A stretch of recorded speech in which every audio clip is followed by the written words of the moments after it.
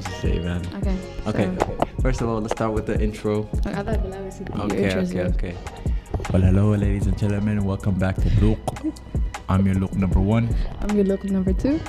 All right, today what are we going to be talking about? We're going to be talking about some dilemmas that students from SSC High have brought in. Yeah. And they're kind of some of them are spicy, some of them are kind of actually serious, and some of them are just silly questions. And then we'll also just be giving up life updates, stuff like that. So let's start with the life updates. How has senior year been treating you? Bro, I'm not gonna lie, I got that senior dilemma or something like that. Senioritis? Yes. Right away. Senioritis has put me in a chokehold. I cannot escape it. I will say like you don't about anything, right? Yeah. You don't grades. Basically, yeah. I wouldn't really use that term because this is a school podcast, so I remember that. Oh wait, did I cuss? Yeah, just a little bit. Yeah, like just a little bit. It's like I don't care about anything right when that hit, but I got back. I went from F to a B. No. To a C? To a C, yes. C? Okay, that's good though.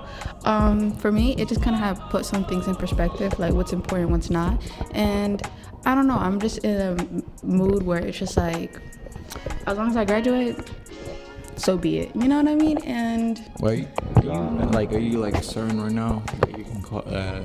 Am I certain that I'll graduate? Like, you know, in the road of graduating right now? I think I am. Honestly, I would have to check with my counselors, but I think I'm on the right road to graduate. Okay.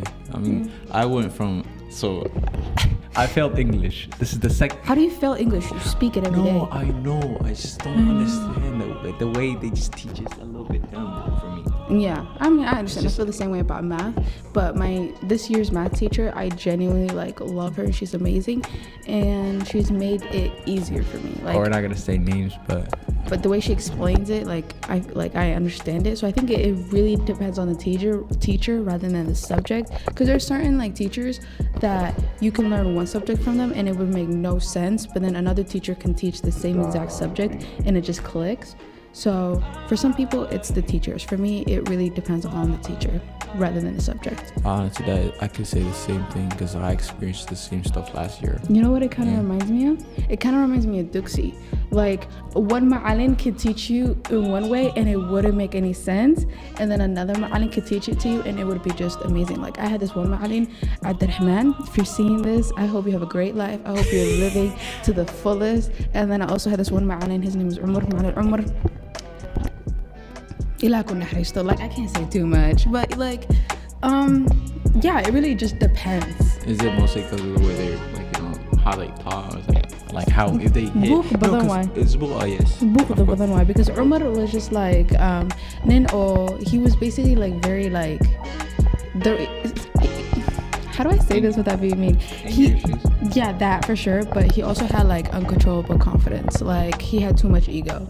Okay. Too much ego for sure. Honestly, yeah, I could tell why some people rather not do Quran when they come here from Africa, because they were forced to be, but let's not just force kids to yeah, I mean, for sure, one of the biggest things is that the Quran is not something that should be forced on people. It's just something that your heart desires and stuff like that. And I get it. I understand as the parents, you're supposed to direct your children the right path. But if that path is filled with negative experiences, no matter how good the product is, no matter how good the goal is, if the trials and the tribulations to that goal were horrendous, then people kind of just start associating the pain and the struggle with the Quran. And that's not what it should be ever.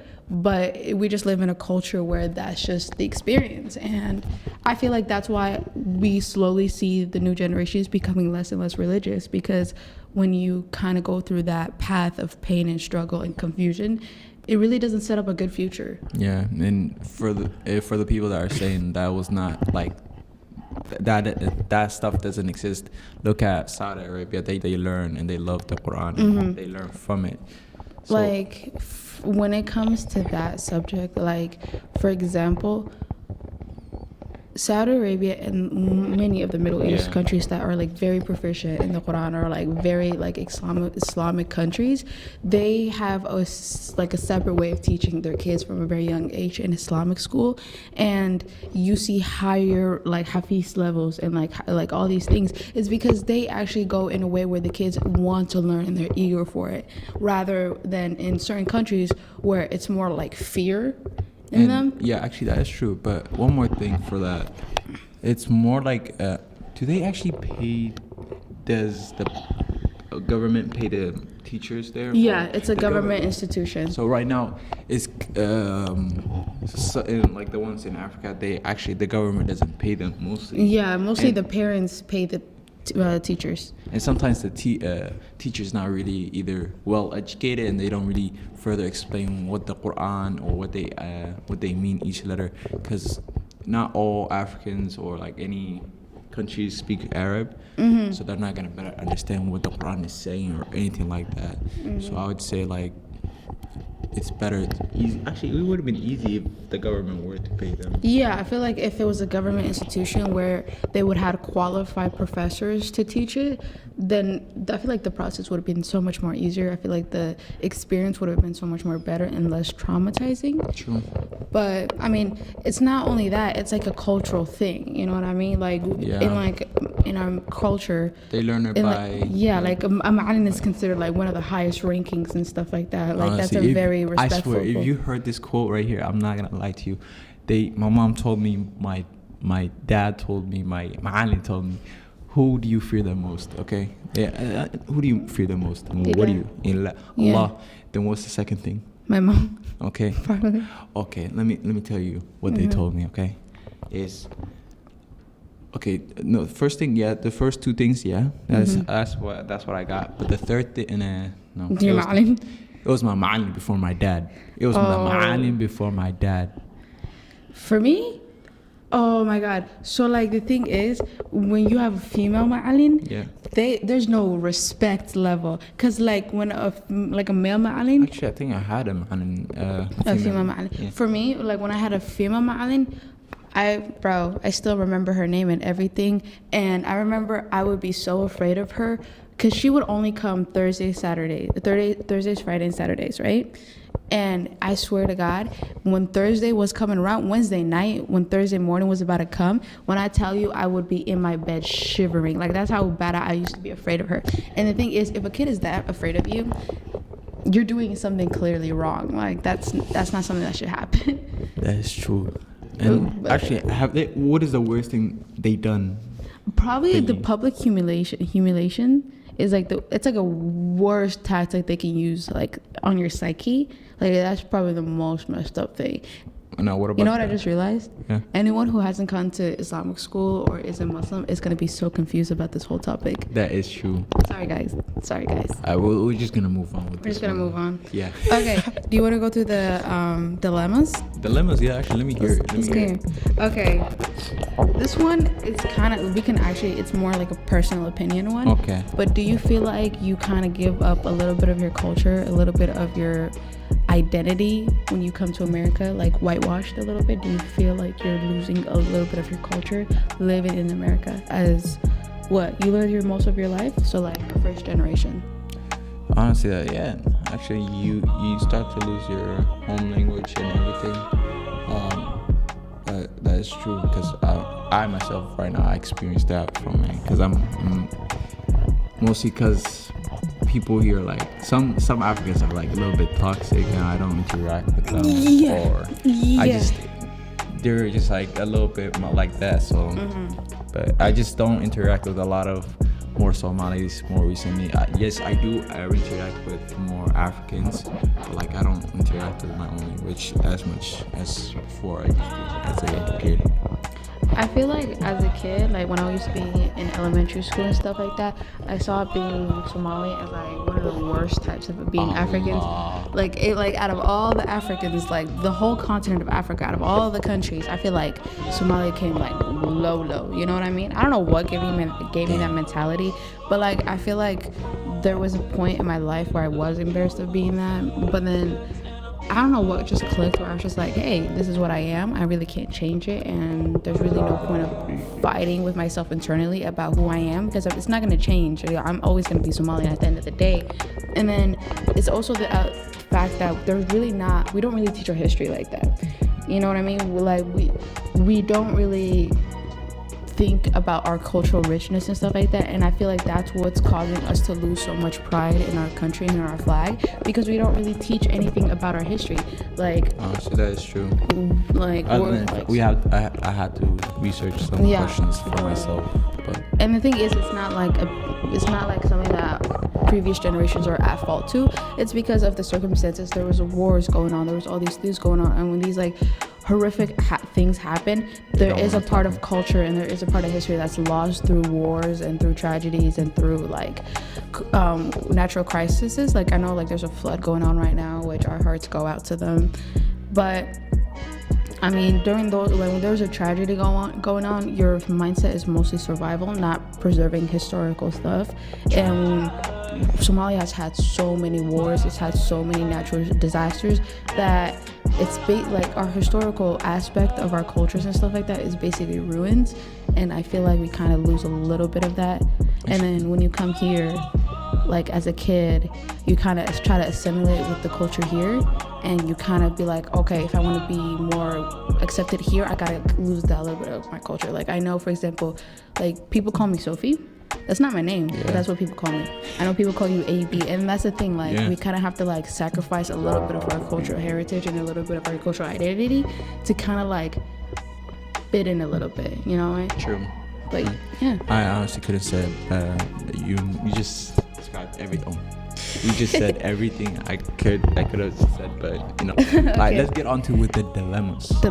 Okay, this one,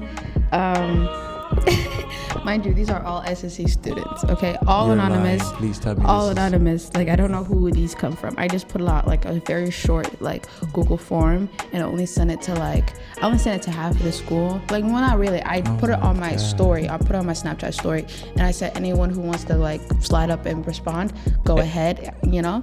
And these are people. Don't be afraid to call, come to us and talk to us. Yeah, we would love to have you as a guest, yes. especially person number 1 and number 3. Like, I really want to talk to you face to face. Okay, since you said person number 1 and 3. Okay, person number 1 said, I fell in love with a senior. I'm a freshman. Oh my God. Subhanallah. Okay. Like, what do you gotta say before we start with that one? How do you feel about seniors and freshmen being couples? I don't think it should be a thing. I really don't think it should be a thing. I should think it should be illegal. I think Shorty should get on that. Okay. In 2 different lifetimes, y'all in 2 different trajectories in life. Y'all are going through different things. And I wouldn't know because I never dealt with it. But all I'm saying is, baby girl. But for me, it's run. That is true. The mindset is important too. That you two gotta look the same way. You can't be just one of you guys driving one way and the other one's driving another way. But I completely disagree. Baby girl, run away. Run away. Find another freshman to fall in love with. Okay, yeah. Don't fall in love with upperclassmen. If you're an underclassman, it never works out. I don't want to say never because there have been cases where it works out, but most likely it doesn't work out. So run away, baby girl, run away. You either become depressed or you become delusional. You become a delulu. And last thing you need is to become delusional and delulu during the school hours, because you can't be trying to study for physical science and also being like, I wonder what so and so is doing right now, like being delusional. You know, like, baby girl, he's not thinking about you, so don't think about him. Come on, move on. I'm sorry again. Let's go ahead. Okay. Let's start with second one is like another like religious and like I think low-key, I think I know who made this one. School has lowered my iman. Oh, Miskeen. Oh, poor you. But like, honestly, that is a very like valid experience that a lot of us who are Muslim have to deal with. Like, kind of comes back to the whole sacrificing a little bit of yourself to assimilate to the culture that you are in right now. Yes. But the best advice I would give you, it would be like, find the morals that are close to you. Like, what are the most important values in your life, and stick with them. And if you think that you're losing friends and stuff like that because of the morals that you're holding up, then maybe those weren't friends that you were supposed to have to begin with. And honestly, finding like-minded people to surround yourself with will be so much more better for you in the long run. And it is a sad thing, and I feel like that's one of the fitness that we have to deal with being Muslim Americans, that is we have to give up a lot of our like religious identity to kind of assimilate. So I understand where you're coming from. I totally agree. I've been through that before, but all I would say would be have sabr and really truly hold what's important to you to your heart, and hopefully everything else will kind of fall in place. So I'd say the same. As long as you pray like your 5 prayers of the day and you interact with those people that are important to you, then you can get your iman back and be restored, I guess. Yeah. Person number 3. I think I like my best friend's boyfriend. Actually, number 2 actually kind of hit me too. Number 2 hit me hard. Oh, but damn. number 3, I just want to know the achievement. I just want to know the problem. I just want to know the tea. Baby girl, there's a lot of people out there. There are a lot Wait, of. what is number 3 again? I think I like my best friend's boyfriend. Oh, nah. Hey, I'm just gonna say this for everyone, and this quote is really learned by What is everyone. up with you and quotes? Like, Okay, do you just okay, have no, like yes, a file of I don't old? know, it just do you- comes up. Yeah, it's just like a comes file up. of like Yes, quotes it and just stuff comes like up that. From out of nowhere, but like, it's very easy to learn. Okay, is it a she? Yeah, I'm assuming so. Okay. How am I supposed to say this? See how it Cause like I know it in a boys' way, bros before girls, or girls before bros. Huh? Oh, you said that too. Yeah, but also you can it's use just that. like there's so many people out there. There's so many people out there. How many This people are school, there? 7 billion? I- 8 billion? That too. But let's like make it smaller and like let's focus on this school alone. Yeah. There's a couple hundred people in this school. True.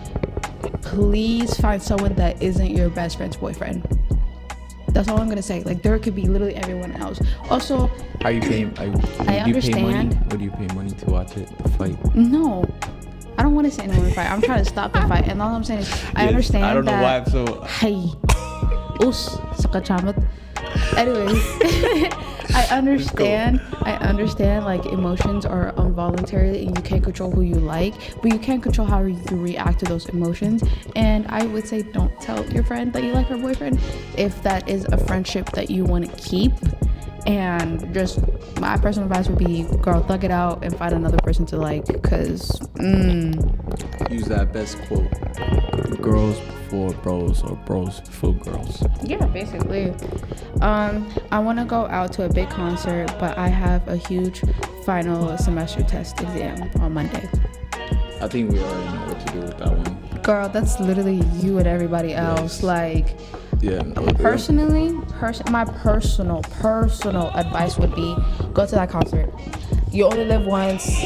That's just me. You only live once. I'm always gonna vouch for the opportunity of having good memories that you're gonna have for a long time. But if you do want to go to the concert, that's fine. I would say prepare for the test a little bit. If you know what subject you're doing it for. I know some teachers are doing like review packets for their semester tests and stuff like that. So if you have some way to study, I would say study for it and then go to the concert. But if you want to thug it out and you just want to go to the concert and then just come in on Monday morning and thug it out, then you can do that as well. I mean, honestly, your education is your choice, however you want to do it. So, girl, have fun. Tell me how the concert goes. That is the truth. That is good, but at the same time, you live only once. And I kind of don't. Wait, You don't agree? Yeah, I slightly don't agree on that. I mean, I can always go to another concert or anything like that, but there is that one. There's always that one thing. You might not live tomorrow. You don't know if you're gonna live tomorrow, but that's good. But it's better So to get your morbid. Oh my education God. done too. But before we continue on with this, That was the last question. oh, was that That's the last question. Okay. One more thing to add with this. How do you feel about parents controlling kids' hair? Kids hate. Oh, what? That came out of nowhere. But I will say, when it comes to any form of self-expression, when it comes to you want to dye your hair, you want to cut your hair, you want to have a certain design in your hair. And it doesn't even have to be hair. You want to get a piercing, you want to get a tattoo, you want to do this, you want to do that. Yes, parents have a certain level of responsibility where they're supposed to take care of you and they're supposed to protect you. But they need to realize the older you get, the less hold your parents have over you and the more self-responsibility that you need to have on your end. So if you want to get that haircut, if you want to get that piercing, if you want to do that, if you want to do this, I'm not saying do it, I'm not saying don't do it, but I would say really think about it, because if it's a haircut or something like that, then it's only temporary. But if it's like an actual like piercing or a tattoo or something you want to do, really, really, really think about it and consider how not only you will react to yourself, but how society's going to react to you, or how your parents are going to react to you. And if at the end of the day you still want it, then who am I to stop you, you know? That's just how I think about it. I don't even gotta say anything because you're just saying everything. I don't gotta finish nothing. Yeah. But at the end of the day, I'm Loop Star number 1. I'm Loop Star number 2. Signing out. Bye.